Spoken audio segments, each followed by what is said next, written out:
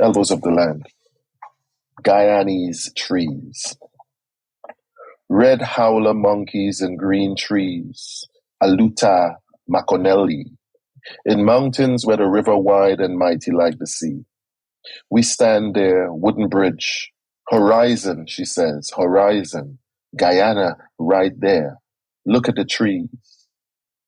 But those trees were simply yokes joined at the cusp of vertical V's, and amidst this beauty she weaves, leaves, and returns to the world below.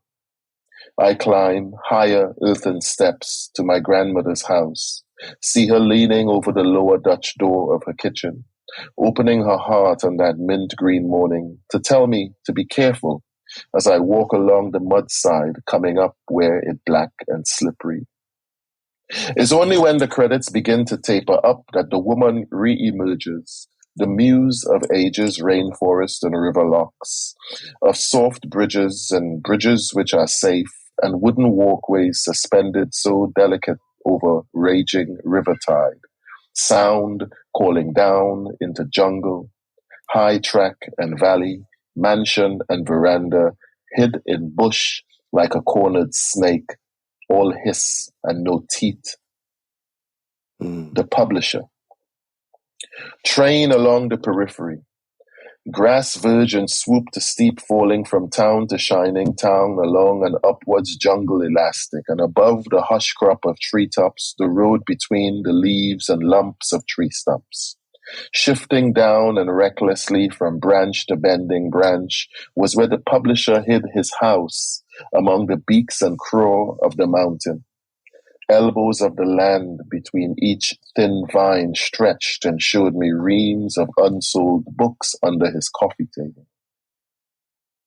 The Bandon.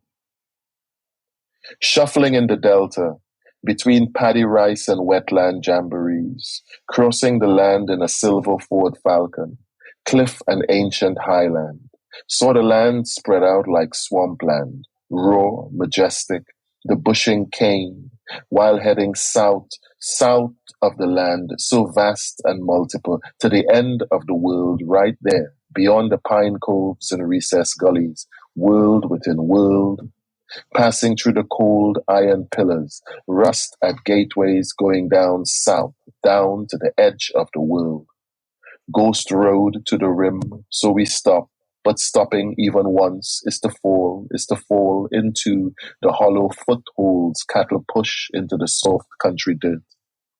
Cow dung and frangipani in the orphanage garden. There was a young man, foot wet up, hard back and khaki, waiting while black by the side of the road. His cutlass hand hung long beside him, and asked him if beyond the plains and abandoned land was where the sea was high and overflowing. Was there the precise overfall and fall over the edge of the world? We drive uphill motorway, encounter small towns, encounter a haberdashery, epics of balderdash, going down Mendes Drive. Far uphill them motorway, the car shut down. Crank on the hard brake like hard prick. Budge, but it won't budge. Keep chugging back. Try gear back in first. Jump. Gear strolling. Won't pump. And the groom, so not to leave the wedding banquet, deny to come out on the road to help push it back up.